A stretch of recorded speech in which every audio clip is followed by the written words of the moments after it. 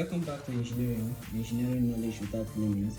We continue with intersection of solids. Now, in the previous construction, we worked with intersecting a prism and a cylinder. This time, we move a step further and deal with construction involving what? Cylindrical forms only. Now, the key challenge here is identifying the exact point of intersection between the two solids and transferring them accurately between views. In this construction, I will show you how you divide the circular view into points, project them across views, locate the intersection points, and join them smoothly to form the curve of intersection. So if you are finding this construction difficult, follow each step carefully.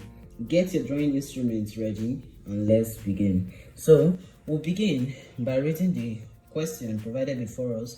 A cylinder of 75 millimeter diameter and height of 125 millimeter stands on its base on the ground. That tells us that it is a vertical cylinder. Now it is penetrated centrally by a cylinder 50 millimeter diameter. So before moving to the second part of the second point of the question, let's draw the first part. Now let's dwell on this. A cylinder of 75 millimeter diameter, that is, we are going to draw a cylinder of such diameter. Now, in order to draw this, now we need to attain the radius, that is, divide 75 by 2, and that gives us what? 37.5. So, 37, we are going to take our ruler here and mark or get the measurement of 37.5 accurately, like this. Then on the page or on your book, we are going to mark out any points, place the pin at that point, and draw the circle. Now this circle serves as the top view of this cylinder. Now what we need to do is to draw a center line through this. So we are going to do that by using our ruler here, that is our T-square, in order to ensure that it is drawn accurately. Now we are going to draw a line like this, that is a center line because of the curvy nature of this. So I'm just drawing the line across. So this is the center line we have. Now we need to erect a vertical line straight upwards. So on this, I'm going to be using my 45-degree set square, and I'm going to place it at this point here. I'm going to attain a vertical line, and remember, we are using center line, so a vertical center line upwards. So now we are to complete the line, that is to draw the line further upwards.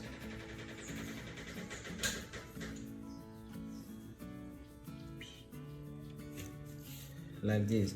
Now this is what we have. Now we have drawn the top view of this cylinder. Now remember in the question that we say that it stands on the base, on its base on the ground. That is, now we are going to draw this front view vertically. So that means that we are going to project each side of this cylinder, the edge of this cylinder, by using our 45-degree set square. We are going to place it at this point to ensure that our lines are drawn accurately. That is, we are going to draw a line like this. Remember to use construction lines, and we can use our protractor for this. At this point here, we are going to mark out 90 degrees and draw a line straight through the point like this. Now this ensures that the vertical line is drawn straightly. Now let's project the line upwards.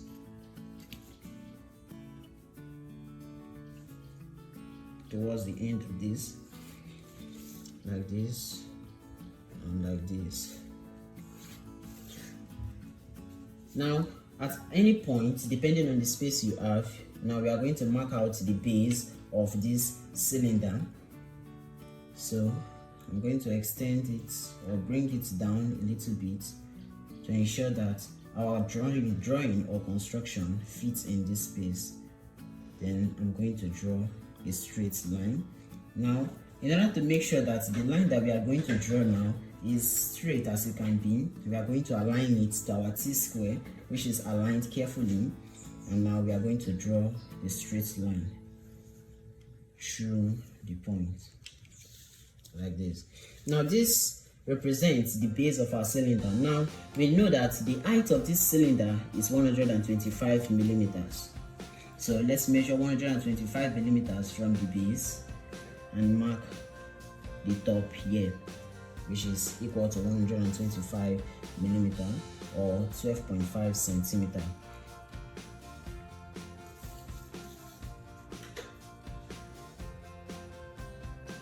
Now we are going to join the 2 points together in order to attain the top of our cylinder.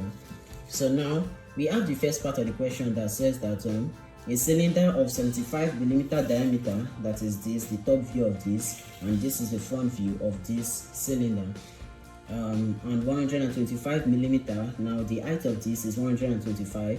It stands on the ground. Now we can see that it is vertically oriented. So now let's move to the second part. It is penetrated centrally by a cylinder 50 millimeter diameter and 125 millimeter long, whose axis is parallel to the VP but inclined at 30 degrees to the HP. Okay, now we said that the penetrating cylinder is what is centrally inclined at the center of this vertical cylinder. That means that we are going to have to mark out the center of this cylinder. Now 125 divided by 2 gives us what? 62.5 at this point here. Now this is the center of this cylinder, and they said that the axis of this cylinder is parallel to the VP. Now this can stand as a vertical plane but inclined at 30 degrees to the HP. So I'm going to draw a little baseline here, and they say that it is inclined at 30 degrees to the horizontal plane. Now this is our horizontal plane. This line here can stand as our horizontal plane. So if we place our protractor at that exact point here and mark out 30 degrees from this point, counting upwards 0 to 30, now we can now say that this is inclined at 30 degrees to the HP, to the horizontal plane. So I'm going to draw a center line through this point, but remember the length of this penetrating cylinder is 125 millimeters long. So 125, so we need to make it equally distributed between the center. So therefore I'm going to mark out half of it from the center here, that is 62.5. I'm going to make sure that it passes through the point of 30 degrees. So at this point here, I'm going to draw a center line passing through.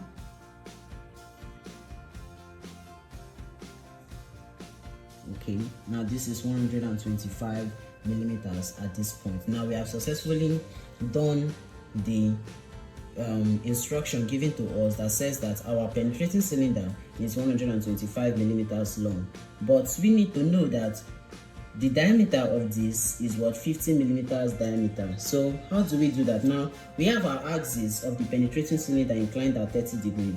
So in order to make sure that this cylinder is equally distributed between the up and the down, that is half of it we need to go up from the center and half of it need to come down. So if I place my protractor at the ending of this point and mark out 90 degrees, I'm trying to enclose this cylinder in a way that it is equally oriented. So that's what I'll be doing. Now through this point, I'm going to mark or draw a line through the point like this, and I'll do the same thing here. I'll mark out a 90 degree on that inclined 30 degrees line. I'm marking out 90 degrees. Then now I'm going to draw a line through that point. Now what we need to do is, since this is the axis, which is the center of this shape, we need to mark out 25 millimeters upward from the axis and 25 millimeters downwards to give us a total of 50 millimeter diameter. So I'm marking it here, and I'm marking it here. Now this gives us a total of 50 millimeter diameter, and from this point place the 25 mark at the center axis here, and now I'm going to mark the top and I'm going to mark the end, 50 millimeters.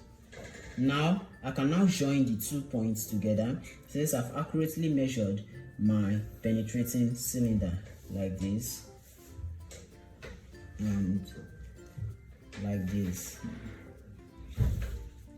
So now that we have our penetrating cylinder, what we need to do is to get a differentiation that this shape is a cylinder. That is, I need to draw a semicircle at the end of this shape. So what I need to do is to project this center line going outwards like this. I'm going to continue it like this.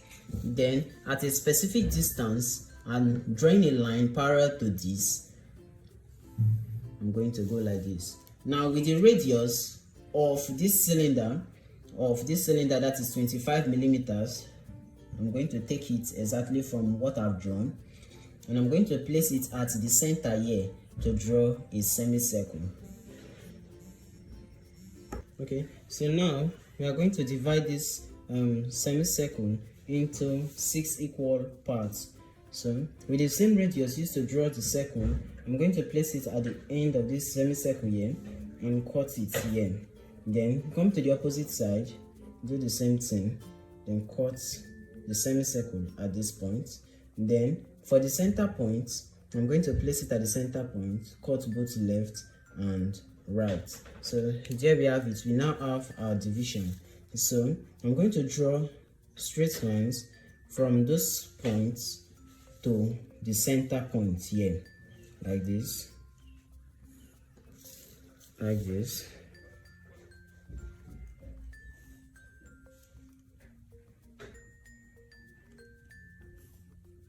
Okay, now that is it. So the next step that we need to do is to label the parts of this circle. So this is how I'm going to label it. I'm going to call here 0, 1, 2, 3. Then coming back again, I'll call this 2, 1, 0.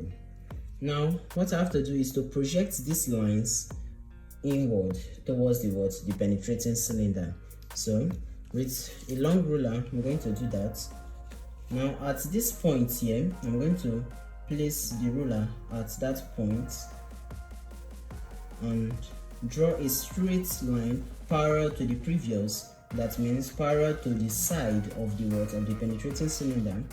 Then I'll draw a line like this. Then for the next point, I'll make sure that it is parallel to the previous line I just drew. Then I'm going to draw a line through it like this. Then for this,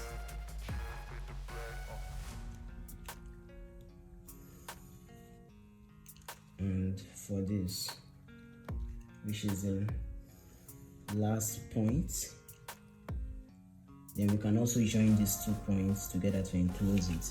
Now this is how this shape is supposed to look like. So the next step that we'll be taking now, at every point where our penetrating cylinder or the curve drawn intersects. Now at every point where this line intersects with the penetrating cylinder at this point, I'm going to project it downwards. Now we see this line here drawn, it intersects with the cylinder at this point. And so I'm going to draw it straight down, the 0 point. So let me start with the 0 point, or let me start with the 0 point at this point here. So I'm going to project it downwards like this with a straight line. Now for number 1, I'm also going to do the same thing.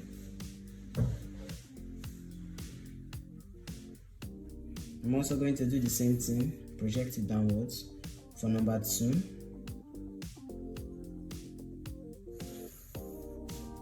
project it like this,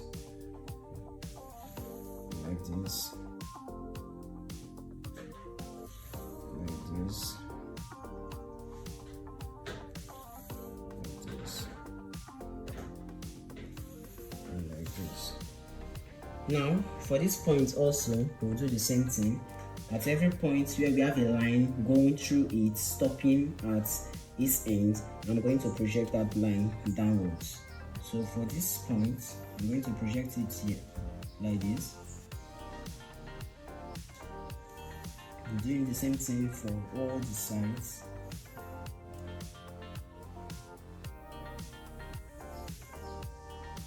Yes. Like this.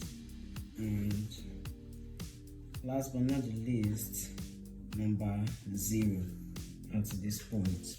So now that we have drawn our projection lines towards the top view, now what we need to do is to attain the diameter of the penetrating cylinder on the top view. So from the center, we are going to draw the line through the circle like this. Now we are going to attain the penetrating cylinder by marking out the diameter, that is 25 to the top and 25 to the down. That gives us our diameter of what? 15 millimeters. So now I'm going to draw a straight line parallel to our center line here,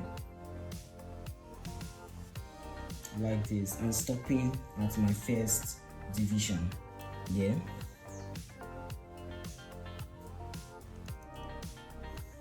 Then like this. Now at a furthest distance, I'm going to draw also a semicircle like this here. So at this point, that is far away from our projections, I'm going to draw a straight line parallel to our projection lines like this. Then now with the same radius or with the same diameter given for our penetrating cylinder, I'm going to take the radius of it, that is 25 millimeters, which is the same as this, and I'm going to confirm with this. Then I'm going to draw a cylinder or a circle, a semicircle. Then at this point, I'm going to cut this semicircle. I'm going to do the same thing again. Then at the middle point, which is at the center line, I'm going to place it, cut the left and cut the right. Now the same divisions or the same lines that we drew here, I'm going to also draw them here like this, like this. I'm doing the same thing here. Now we recall that we labeled, or we can see that we labeled this 0, 1, 2, 3, 2, 1, 0. But for this, we'll be labeling it in the opposite direction. Since 3 is our highest number here, I'm going to start with 3. So 3, 2, 1, 0, 1, 2, 3. Now I can project these lines the same way I projected these into this. So let me do that.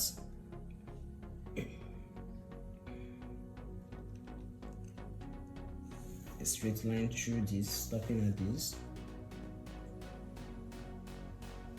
Now for the next point,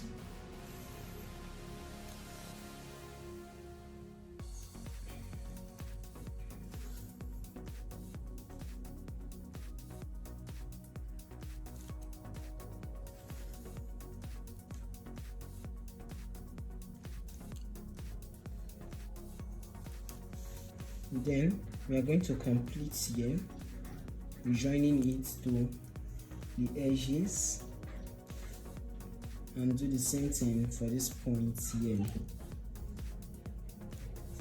Now what we need to do is to locate the points on this. So now for the first point, we have 0 here. This is the 0 line and we projected it downward, so let's look for 0. So this is line 0. Now we are going to mark it at 0. Yeah. Now, okay, I can call this 0, but that won't be necessary. Now look at line 1. This is line 1 coming downwards. So now you can mark it here, line 1, 1. We have 2 line 1s, so I'm marking it on both sides. Now this is line 2 coming downwards. I can mark it at this point here. This is 2, line 2, and line 2 below. Now for number 3, okay, we now have number 3 here and number 3 here. So number 2 again. Now this is number 2. Now I'm going to mark up and down. Number 1, I'm going to mark up and down, which is number 1 here, and 0, which is this, will be marked here to 0. Now we now have a curve. We can draw the curve with our hands like this.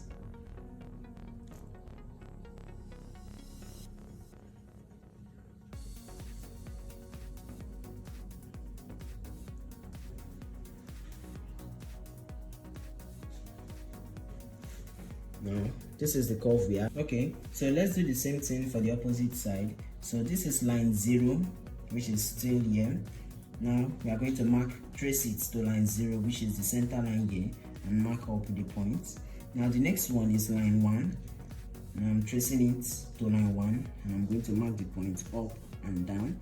Now this is line 2 here. I'm going to trace it to line 2 here, and we have another line 2 below. Then this is line, okay, then this is line 3.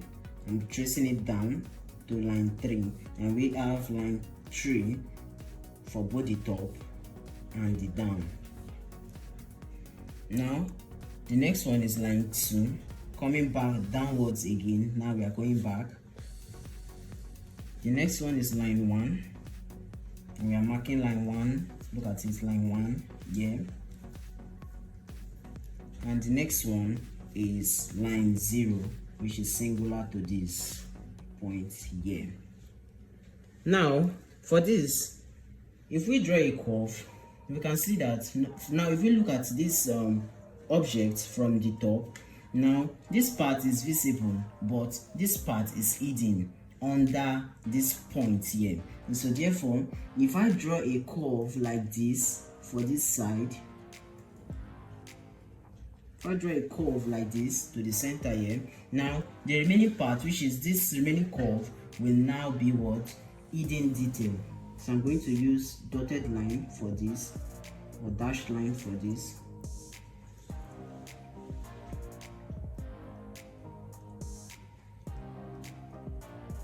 Like this. Now this is how the orientation should look like. Now after doing that, what we need to do now is to project the lines to the front view from the top in order to show what our curve of intersection. Now look at it. This is line 0.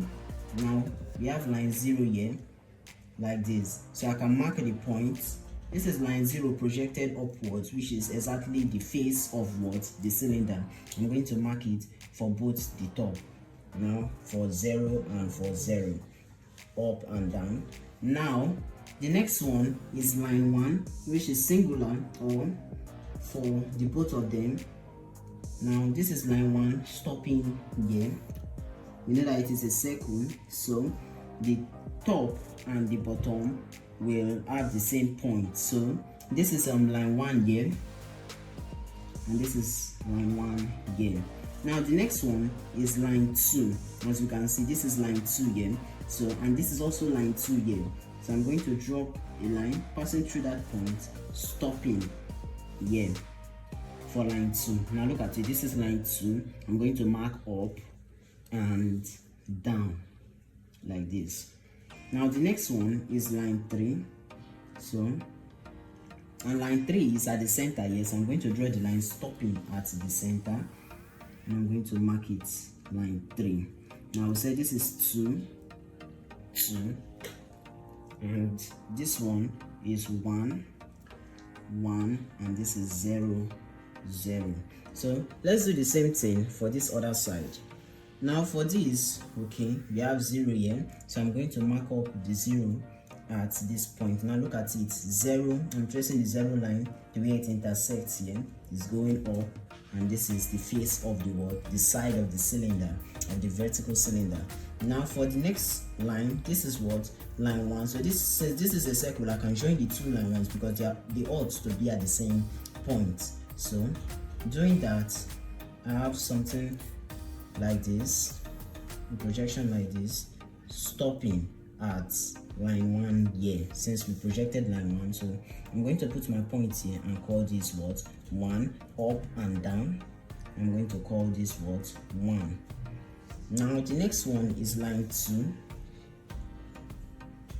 The next one is line 2. I'm projecting it, the top and the intersection point here, and I'm stopping at line 2 here. Now I'm going to mark that point 2, up and down 2. Now the next one is line 3, that is the last. Okay, and line 3 stops at the center. We have only 1, 3, so I'm going to label that 3. Now we have a curve for this. Now this is 0 and this is 0. Now before we draw the curve, let's darken the visible what? Edges. So I'm going to darken the vertical cylinder first, and I'm supposed to stop here at this point here, then this, stopping here, then for this and this. Now we are going to close it like this and like this.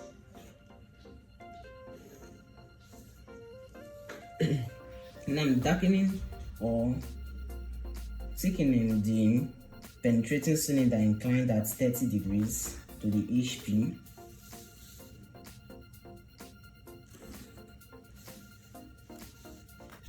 Then this is what I'm going to do. I'm going to stop here, because when a cylinder penetrates another cylinder, I'm not supposed to see the sides from inside the shape. So this is what it will look like.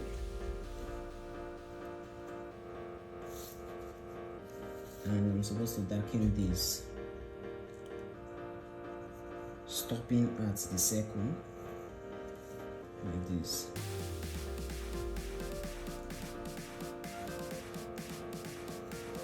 Now we can see clearly where to join. So I'm going to join the points together, 0 to 1 to 2 to 3 to 2 back and to 0. Now this is our first curve of intersection. Then for this, I'm going to go like this, 3, 2. I'm going to join it like this. Now this is our second curve of intersection. So now we have successfully drawn this, showing its curve of intersection. And there we have it. We successfully completed the projection of the intersecting cylinders and constructed the curve of intersection. But remember, this question has one more important part, that is the development of the penetrated cylinder. I'll be covering that development separately in the next video, where we will take the intersection points we've obtained here and use them to develop the surface of the vertical cylinder. So if you want to see how the development is constructed step by step, make sure you check out the next part. Thank you for watching Enginorium, engineering knowledge without limits. See you in the next video.